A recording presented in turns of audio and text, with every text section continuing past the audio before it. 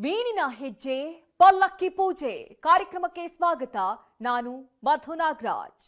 ಮುಖ್ಯಮಂತ್ರಿ ಸಿದ್ದರಾಮಯ್ಯ ಮತ್ತು ಉಪಮುಖ್ಯಮಂತ್ರಿ ಡಿಕೆ ಶಿವಕುಮಾರ್ ನಡುವಿನ ಪಟ್ಟದ ಆಟದ ಅಖಾಡಕ್ಕೆ ಎಐಸಿಸಿ ಅಧ್ಯಕ್ಷ ಮಲ್ಲಿಕಾರ್ಜುನ್ ಖರ್ಗೆ ಎಂಟ್ರಿಯಾಗಿದ್ದಾರೆ. ಮೀನು ಹಿಡಿಯಲು ತಾಳ್ಮೆ ಬೇಕು.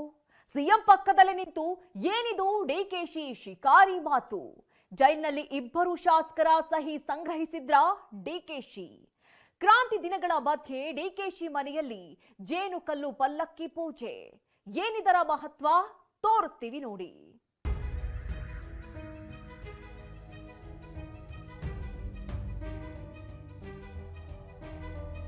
ನಾನು ಮುಂದುವರಿಯುವೆ, ಬಜೆಟ್ ಅನ್ನು ಮಂಡಿಸುವೆ. ಹೌದು, ನಾನೇ ಮುಂದುವರಿತೀನಿ, ಬಜೆಟ್ನು ನಾನೇ ಮಂಡಿಸ್ತೀನಿ.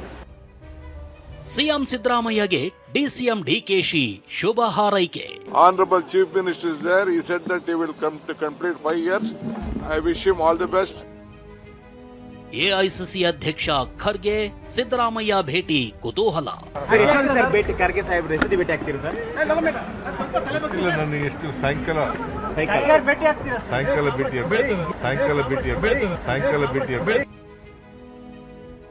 ಭೇಟಿ ಕುತೂಹಲದ ಭೇಟಿ. ಎಐಸಿಸಿ ಅಧ್ಯಕ್ಷ ಮಲ್ಲಿಕಾರ್ಜುನ ಖರ್ಗೆ ಅವರನ್ನ ಮುಖ್ಯಮಂತ್ರಿ ಸಿದ್ದರಾಮಯ್ಯ ಭೇಟಿಯಾಗ್ತಿದ್ದಾರೆ.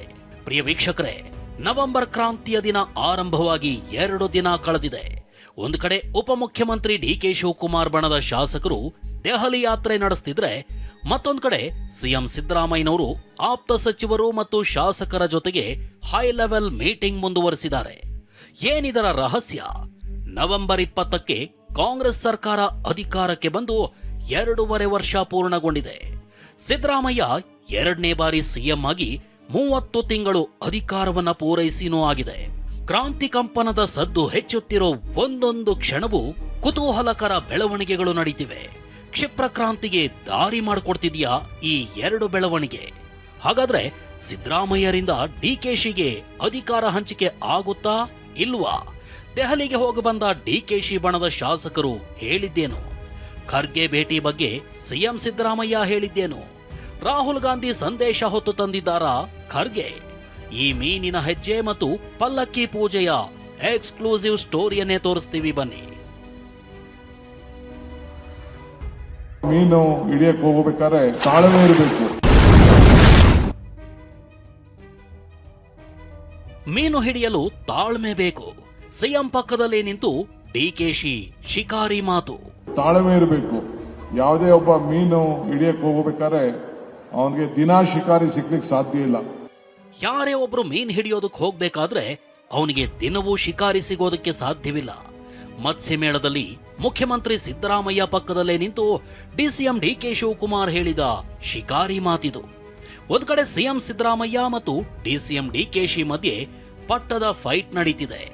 ಈ ಮಧ್ಯೆ ಬೆಂಗಳೂರಿನ ಜಿಕೆವಿಕೆಯಲ್ಲಿ ನಡೆದ ಮತ್ಸ್ಯ ಮೇಳ ಕಾರ್ಯಕ್ರಮದಲ್ಲಿ ಸಿಎಂ ಮತ್ತು ಡಿಸಿಎಂ ಮುಖಾಮುಖಿಯಾಗಿದ್ರು. ಬಣದಾಟ ಬೆಳವಣಿಗೆ ನಡುವೆ ಇಬ್ರು ಕಾರ್ಯಕ್ರಮದಲ್ಲಿ ಭಾಗಿಯಾಗಿದ್ರು.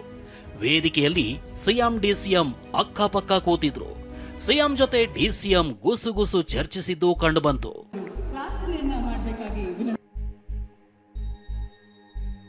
ಕಾರ್ಯಕ್ರಮದ ವೇದಿಕೆ ಮೇಲೆ ಬರೋದಕ್ಕೂ ಮುನ್ನ ಸಿಎಂ ಮತ್ತು ಡಿಸಿಎಂ ಮತ್ಸ್ಯ ಮೇಳದಲ್ಲಿರೋ ಅಪರೂಪದ ಮೀನುಗಳು, ಬಣ್ಣದ ಅಲಂಕಾರಿಕ ಮೀನುಗಳನ್ನ ವೀಕ್ಷಿಸಿದ್ರು. ಟನಲ್ ಅಕ್ವೇರಿಯಂನಲ್ಲಿದ್ದ ಮೀನುಗಳ ವಿಶೇಷತೆಗಳನ್ನ ತಿಳ್ಕೊಂಡ್ರು.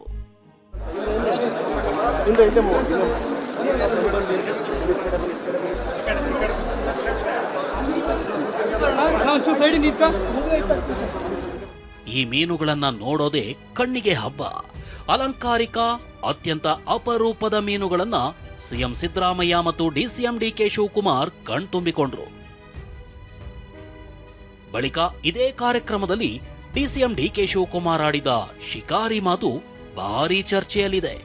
ಕ್ರಾಂತಿ ಕಂಪನದ ಮಧ್ಯೆ ಡಿಕೆ ಶಿವಕುಮಾರ್ ಶಿಕಾರಿ ಮಾತಿನ ಮಾರ್ಮಿಕ ನುಡಿ ಹಲವು ಪ್ರಶ್ನೆಗಳನ್ನ ಹುಟ್ಟುಹಾಕಿದೆ. ಸಿಎಂ ಸಿದ್ದರಾಮಯ್ಯ ಇದ್ದ ವೇದಿಕೆ ಮೇಲೆನೆ ಡಿಸಿಎಂ ಡಿಕೆಶಿ ಹೇಳಿದ ಶಿಕಾರಿ ಮಾತೇನು? ಇದೇ ವೇದಿಕೆ ಮೇಲೆ ಸಿಎಂ ಸಿದ್ದರಾಮಯ್ಯ ಮೀನ್ ಹಿಡಿಯೋದ್ರ ಬಗ್ಗೆ ಹೇಳಿದ್ದೇನು? ಇಬ್ಬರ ಮಾತನ್ನು ತೋರಿಸ್ತೀವಿ ನೋಡಿ. ಮೀನುಗಾರಿಕೆ ದಿನಾಚರಣೆಯ ಶುಭಾಶಯಗಳನ್ನು ಕೋರಲಿಕ್ಕೆ ಬಯಸ್ತಾ ಇದ್ದೇನೆ. ಮೀನನ್ನು ಹಿಡಿದು ನಾವು ನಮ್ಮಲ್ಲಿ ಉಪಯೋಗಿಸ್ತಕ್ಕಂಥದ್ದು ಮತ್ತು ವಿದೇಶಗಳಿಗೆ ರಫ್ತು ಮಾಡತಕ್ಕಂಥ ಕೆಲಸವನ್ನು ಕೂಡ ಮಾಡ್ತಾ ಇದ್ದೀವಿ. ಇದರಿಂದ ಉದ್ಯೋಗ ಸೃಷ್ಟಿಯಾಗ್ತದೆ ಮತ್ತು ಆರ್ಥಿಕ ಅಭಿವೃದ್ಧಿನೂ ಕೂಡ ಆಗ್ತದೆ. ಮೀನು ಹಿಡಿಯೋದು ಬೇರೆ, ಮೀನನ್ನ ಮಾರಾಟ ಮಾಡೋದು ಬೇರೆ. ನಾನು ಚಿಕ್ಕ ಹುಡುಗ ಇದ್ದಾಗ ಮಧ್ಯ ವಯಸ್ಸಲ್ಲೂ ಕೂಡ ನಾನು ಹೋಗಿ ಮೀನನ್ನ ಹಿಡಿಯುವಂತ ಕಲೆಗಾರಿಕೆ ನನಗೂ ಕೂಡ ಇತ್ತು. ಹೋಗಿ ಗಾಳ ಹಾಕೊಂಡು ಮೀನು ಕಾಯ್ಕೊಂಡು ಇಟ್ಕೊಂಡಿದ್ದೆ. ಬಹಳ ಪೇಷನ್ಸ್ ಬೇಕದಕ್ಕೆ. ಸೊ ಈ ಮೀನು ವ್ಯವಹಾರ ಜಾತಿ ಮೇಲಿಲ್ಲ, ನೀತಿ ಮತ್ತು ಛಲ, ಆಸಕ್ತಿ ಇರಬೇಕು, ತಾಳ್ಮೆ ಇರಬೇಕು. ಯಾವುದೇ ಒಬ್ಬ ಮೀನು ಹಿಡಿಯಕ್ಕೆ ಹೋಗ್ಬೇಕಾದ್ರೆ ಅವನಿಗೆ ದಿನ ಶಿಕಾರಿ ಸಿಗ್ಲಿಕ್ಕೆ ಸಾಧ್ಯ ಇಲ್ಲ. 3 ದಿನ ವಾರ ಆದ್ರೂ ಕೂಡ ಒಂದು ಮೀನು ಸಿಕ್ಕುದಿಲ್ಲ. ಅಂತ ಒಂದು ಪರಿಸ್ಥಿತಿ ನಾವೆಲ್ಲ ಗಮನಿಸಿದ್ದೇವೆ. ಅಂತ ತಾಳ್ಮೆಯ ವೃತ್ತಿಯನ್ನ ಇಟ್ಕೊಂಡು ಬಂದಿದ್ದೀರಿ. ಮೀನು ಅಂದ್ರೆ ಲಕ್ಷ್ಮಿ ಎಂದ ಡಿಕೆ ಶಿವಕುಮಾರ್ ಮೀನುಗಳನ್ನ ಹಿಡಿಬೇಕು ಅಂದ್ರೆ ತಾಳ್ಮೆ ಬೇಕು ಅಂತಾರೆ. ಚಿಕ್ಕವನಿದ್ದಾಗ ಮೀನು ಹಿಡಿಯೋ ಕಲೆಗಾರಿಕೆ ನನಗೂ ಇತ್ತು ಅಂತ ಸ್ಮರಿಸಿರೋ ಡಿಕೆಶಿ ಗಾಳ ಹಾಕಿ ಕಾಯುವಾಗ ತಾಳ್ಮೆ ಬೇಕು ಅನ್ನೋದನ್ನ ಪ್ರಸ್ತಾಪಿಸ್ತಾರೆ. ದಿನವೂ ಶಿಕಾರಿ ಸಿಗಲು ಸಾಧ್ಯವಿಲ್ಲ, ನೀತಿ, ಛಲ ಮತ್ತು ತಾಳ್ಮೆ ಇರಬೇಕು ಅಂತ ಡಿಕೆಶಿ ಹೇಳಿದ ಮಾತು ಬರೀ ಮೀನಿಗೆ ಮಾತ್ರ ಸೀಮಿತವಾಗಿದ್ದ, ಅಥವಾ ಪಟ್ಟದ ಲಕ್ಷ್ಮಿಯನ್ನ ಒಲಿಸಿಕೊಳ್ಳಲು ತಾಳ್ಮೆ ತಂತ್ರ ಅಗತ್ಯ ಅನ್ನೋ ಮಾತನ್ನ ಸ್ಮರಿಸಿ ಡಿಕೆಶಿ ಹೇಳಿದ್ದ. ಪಟ್ಟದ ಆಟದ ನಡುವೆ ಕಲೆಗಾರಿಕೆ, ಗಾಳ, ನೀತಿ, ಛಲ, ತಾಳ್ಮೆಯ ಮಾತುಗಳನ್ನ ಪ್ರಸ್ತಾಪಿಸಿದ ಡಿಸಿಎಂ ಡಿಕೆಶಿ ಮನದಾಳದ ಮಾತು 10 ಹಲವು ಚರ್ಚೆ ಹುಟ್ಟುಹಾಕಿದೆ. ಸಿದ್ದರಾಮಯ್ಯ ಮನೆಗೆ ಸಚಿವರು, ಶಾಸಕರ ದಂಡು, ಸಿಎಂ ಖರ್ಗೆ ಭೇಟಿ ಕುತೂಹಲ. ಸರ್ ಎಷ್ಟೊಂದು ಸರ್ ಭೇಟಿ ಖರ್ಗೆ ಸಾಹೇಬ್ರು ಎಷ್ಟೊತ್ತಿ ಭೇಟಿ ಆಗ್ತೀರಿ ಸರ್? ಇಲ್ಲ, ನನಗೆ ಎಷ್ಟು ಸಾಯಂಕಾಲ ಭೇಟಿ. ಎಐಸಿಸಿ ಅಧ್ಯಕ್ಷ ಮಲ್ಲಿಕಾರ್ಜುನ ಖರ್ಗೆ ಅವರನ್ನ ಸಿಎಂ ಸಿದ್ದರಾಮಯ್ಯ ಭೇಟಿಯಾಗ್ತಿದ್ದಾರೆ. ಸಿದ್ದರಾಮಯ್ಯ ಮತ್ತು ಖರ್ಗೆ ಅವರ ಈ ಭೇಟಿ ತೀವ್ರ ಕುತೂಹಲ ಕೆರಳಿಸಿದೆ. ಒಂದ್ ಕಡೆ ಸಚಿವ ಸಂಪುಟ ಪುನಾರಚನೆಗೆ ಸಿಎಂ ಸಿದ್ದರಾಮಯ್ಯ ಪಟ್ಟು ಹಿಡಿದಿದ್ದಾರೆ. ಮತ್ತೊಂದ್ ಕಡೆ ನಾಯಕತ್ವ ಬದಲಾವಣೆಗೆ ಡಿಸಿಎಂ ಡಿಕೆ ಶಿವಕುಮಾರ್ ಪಟ್ಟು ಹಿಡಿದಿದ್ದಾರೆ. ದೆಹಲಿಯಲ್ಲಿ ಸಿಎಂ ಸಿದ್ದರಾಮಯ್ಯ ರಾಹುಲ್ ಗಾಂಧಿ ಭೇಟಿ ಬಳಿಕ ಖರ್ಗೆ ಭೇಟಿ ರೋಚಕತೆ ಸೃಷ್ಟಿಸಿದೆ. ಹಾಗಾದ್ರೆ ರಾಹುಲ್ ಗಾಂಧಿ ಸಂದೇಶ ಹೊತ್ತು ತಂದಿದ್ದಾರಾ ಖರ್ಗೆ? ನಾಯಕತ್ವ ಬದಲಾವಣೆ ಗೊಂದಲಗಳಿಗೆ ಶೀಘ್ರವೇ ತೆರೆ ಬೀಳುತ್ತಾ? ನಾಯಕತ್ವ ಬದಲಾವಣೆ, ಸಂಪುಟ ಪುನಾರಚನೆ ಬಗ್ಗೆ ಖರ್ಗೆ ಸಿಎಂ ಭೇಟಿಯಲ್ಲಿ ಚರ್ಚೆ ಆಯ್ತಾ? ಈ ಭೇಟಿಯಲ್ಲಿ ಹೈಕಮಾಂಡ್ ತೀರ್ಮಾನದ ಬಗ್ಗೆ ಸುಳಿವು ನೀಡೋ ಸಾಧ್ಯತೆಗಳಿವೆ. ಎಲ್ಲಾ ಗೊಂದಲಗಳಿಗೂ ಖರ್ಗೆ ತೆರೆ ಎಳೆಯೋ ನಿರೀಕ್ಷೆಗಳಿವೆ. ಗದ್ದುಗೆ ಗುದ್ದಾಟಕ್ಕೆ ಮದ್ದರಿಯಲು ಖರ್ಗೆ ರಣತಂತ್ರ ರೂಪಿಸುತ್ತಿದ್ದಾರೆ. ಕಾಂಗ್ರೆಸ್ ಮನೆಯಲ್ಲಿ ಪಟ್ಟದ ಕದನ ಜೋರಾಗಿದೆ. ಒಂದ್ ಕಡೆ ಸಿಎಂ ನಿವಾಸಕ್ಕೆ ಸಚಿವರು ಮತ್ತು ಶಾಸಕರು ಪರೇಡ್ ನಡೆಸುತ್ತಿದ್ರೆ, ಅತ ಡಿಸಿಎಂ ಡಿಕೆ ಶಿವಕುಮಾರ್ ಪರ ಆಪ್ತರು ಬ್ಯಾಟಿಂಗ್ ಮುಂದುವರೆಸಿದ್ದಾರೆ.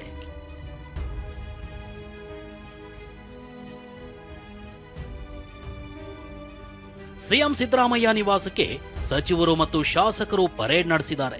ಸಚಿವರಾದ ಭೈರ್ತಿ ಸುರೇಶ್, ಸತೀಶ್ ಜಾರಕಿಹೊಳಿ ಸಿಎಂ ಸಿದ್ದರಾಮಯ್ಯರನ್ನ ಭೇಟಿ ಮಾಡಿ ಮಾತುಕತೆ ನಡೆಸಿದ್ದಾರೆ. ಇನ್ನು ಡಿಸಿಎಂ ಡಿಕೆಶಿ ಭೇಟಿ ಬಳಿಕ ಶಾಸಕ ಸಿಪಿ ಯೋಗೇಶ್ವರ್ ಸಿಎಂ ಸಿದ್ದರಾಮಯ್ಯರನ್ನ ಭೇಟಿ ಮಾಡಿದ್ದಾರೆ. ಇನ್ನು ಶಾಸಕರಾದ ರಿಜ್ವಾನ್ ಅರ್ಷದ್, ಶ್ರೀನಿವಾಸ್ ಮಾನೆ, ಅಜಯ್ ಸಿಂಗ್, ಯಶವಂತ ರಾಯಗೌಡ ಪಾಟೀಲ್, ಯಾಸಿರ್ ಪಠಾಣ್, ಸಂಗಮೇಶ್ ಮತ್ತು ವಿಜಯಾನಂದ ಕಾಶಪ್ಪನವರ್ ಸಿಎಂರನ್ನ ಭೇಟಿ ಮಾಡಿ ಚರ್ಚಿಸಿರೋದು ಕುತೂಹಲ ಮೂಡಿಸಿದೆ.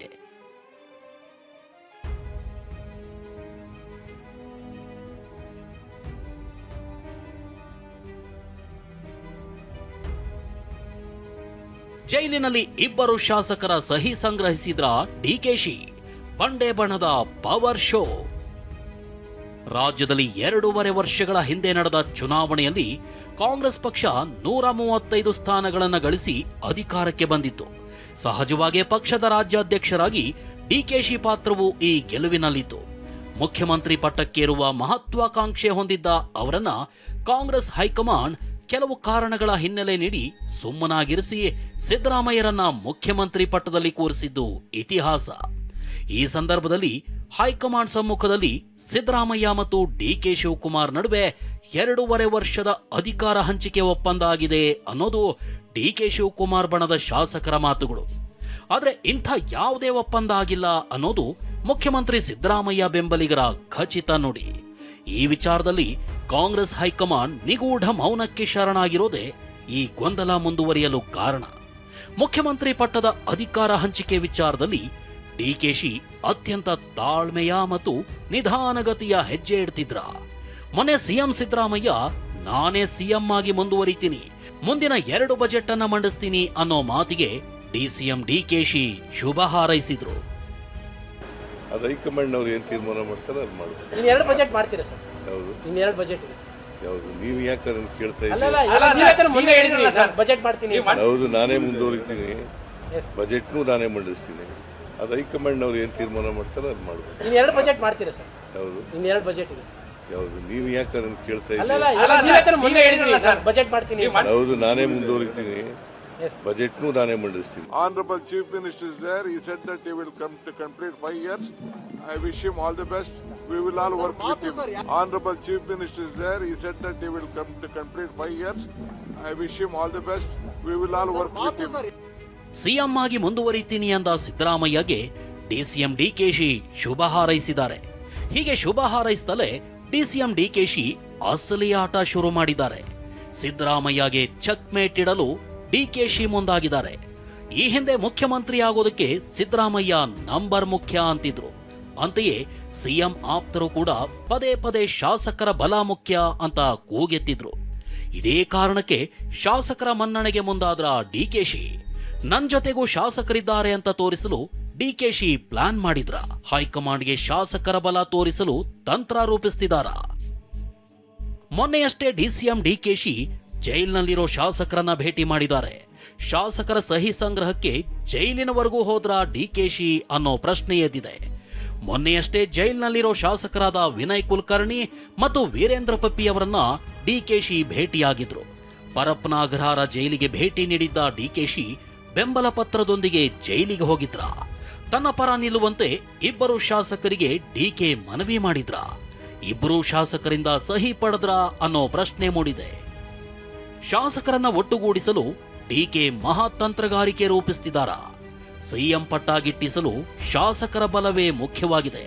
ಶಾಸಕರ ಬಲವಿದ್ರೆ ಸಿಎಂ ಸ್ಥಾನಕ್ಕೇರೋದು ಸುಲಭ. ಹೈಕಮಾಂಡ್ ಆಶೀರ್ವಾದ ಮತ್ತು ಶಾಸಕರ ನಂಬರ್ ಗೇಮ್ ಪ್ಲಾನ್ ಇದೆಯಾ ಅನ್ನೋ ಪ್ರಶ್ನೆ ಮೂಡಿದೆ. ಕ್ರಾಂತಿ ದಿನಗಳ ಮಧ್ಯೆ ಡಿಕೆಶಿ ಮನೆಯಲ್ಲಿ ಜೇನುಕಲ್ಲು ಪಲ್ಲಕ್ಕಿ ಪೂಜೆ. ಏನಿದರ ಮಹತ್ವ?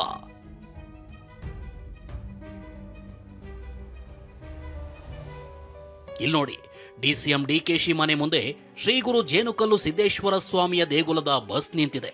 ಪುರಾಣ ಪ್ರಸಿದ್ಧ ಪವಾಡಕ್ಕೆ ಹೆಸರುವಾಸಿಯಾಗಿರುವ ಪಲ್ಲಕ್ಕಿ ಪೂಜೆ ಇದೇ ಬಸ್ಸಿನಲ್ಲಿ ಡಿಸಿಎಂ ಡಿಕೆಶಿ ನಿವಾಸಕ್ಕಾಗಮಿಸಿತ್ತು.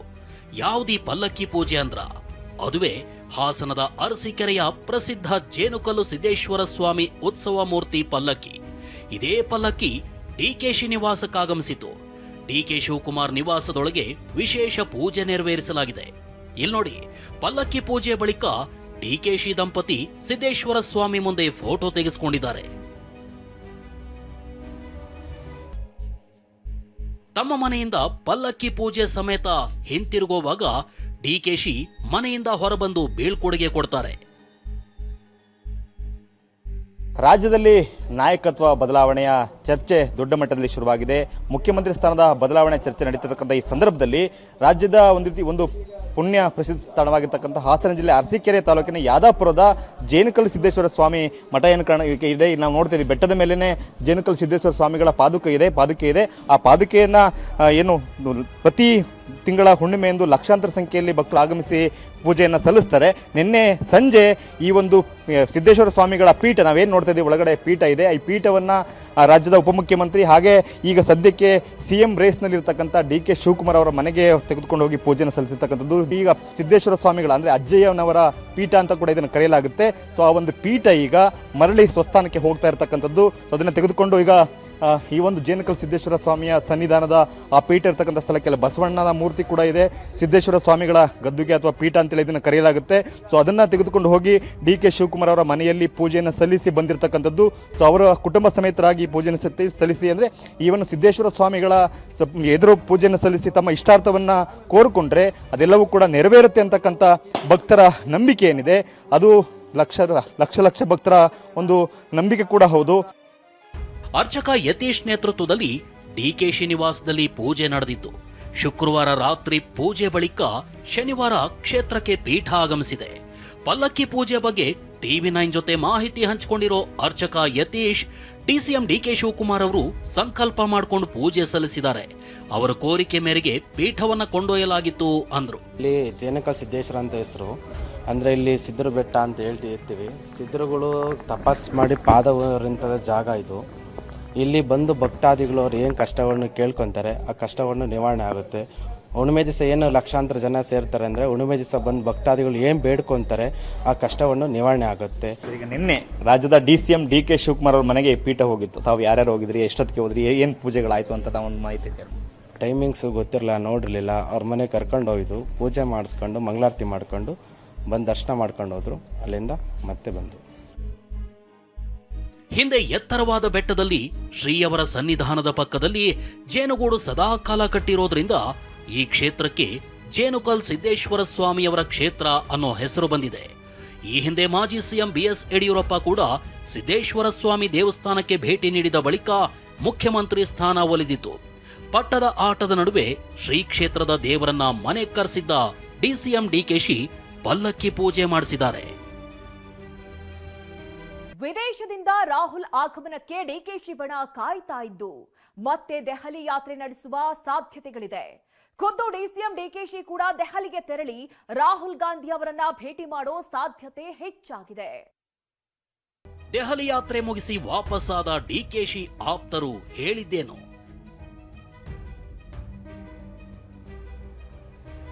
ಪ್ರದೇಶವಾರು ಶಾಸಕರ ಬೆಂಬಲ ತೋರಿಸಲು ಡಿಕೆ ಟೀಂ ಪ್ಲಾನ್ ಮಾಡಿದೆ.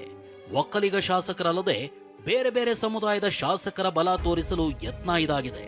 ಹಳೆ ಮೈಸೂರು ಭಾಗದ ಜೊತೆಗೆ ಕಲ್ಯಾಣ ಕರ್ನಾಟಕ, ಮುಂಬೈ ಕರ್ನಾಟಕ, ಮಲೆನಾಡು ಶಾಸಕರ ಜೊತೆಗೂ ಸಂಪರ್ಕ ಬೆಳೆಸಿ ಅಗತ್ಯ ಬಿದ್ದರೆ ಶಾಸಕರು ದೆಹಲಿಗೆ ತೆರಳೋ ಸಾಧ್ಯತೆ ಇದೆ. ಈಗಾಗಲೇ DCM DKಶಿ ಅವರ ಆಪ್ತ ಶಾಸಕರು MLCಗಳು ದೆಹಲಿ ಯಾತ್ರೆ ಮುಗಿಸಿ ವಾಪಸ್ಸಾಗಿದ್ದಾರೆ. ದೆಹಲಿ ದಂಡಯಾತ್ರೆ ಮುಗಿಸಿ ಡಿಕೆಶಿ ಆಪ್ತ ಶಾಸಕರು ಬೆಂಗಳೂರಿಗೆ ವಾಪಸ್ಸಾಗಿದ್ದಾರೆ. ಶಾಸಕ ಶರತ್ ಬಚ್ಚೇಗೌಡ ಸೇರಿದಂತೆ ಶಾಸಕರು ಏನಂದ್ರು? ನೋಡೋಣ ಅಲ್ಲಿ ಏನೇನಾಗುತ್ತೆ ನೋಡೋಣ. ಅದನ್ನ ಸಹಜವಾಗಿ ಎಲ್ಲರಿಗೂ ಇದ್ದೇ ಇರುತ್ತೆ.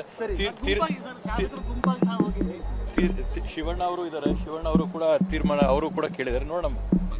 ಡಿ ಕೆ ಶಿವಕುಮಾರ್ CM ಆಗಬೇಕು ಮತ್ತೆ ಆಗಬಾರ್ದು ಅನ್ನೋದನ್ನ ತೀರ್ಮಾನ ಮಾಡಬೇಕಾಗಿರೋರು ಯಾರು? ಹೌದು, ಆಗಬೇಕು, CM ಆಗಬೇಕು. ಅವರು ಕೂಡ ಪಕ್ಷಕ್ಕೆ ದುಡಿದಿದ್ದಾರೆ, ಕೆಲಸ ಮಾಡಿದ್ದಾರೆ.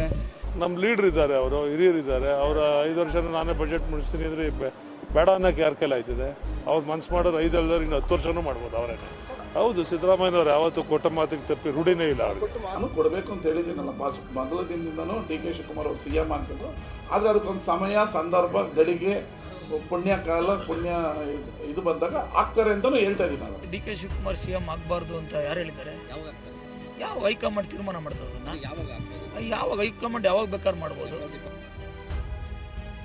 ಕ್ರಾಂತಿ ದಿನಗಳ ಆರಂಭದ 2 ದಿನದಲ್ಲಿ ಡಿಕೆಶಿ ಆಪ್ತ ಶಾಸಕರ ದೆಹಲಿ ಯಾತ್ರೆ ಕುತೂಹಲ ಕೆರಳಿಸಿದೆ.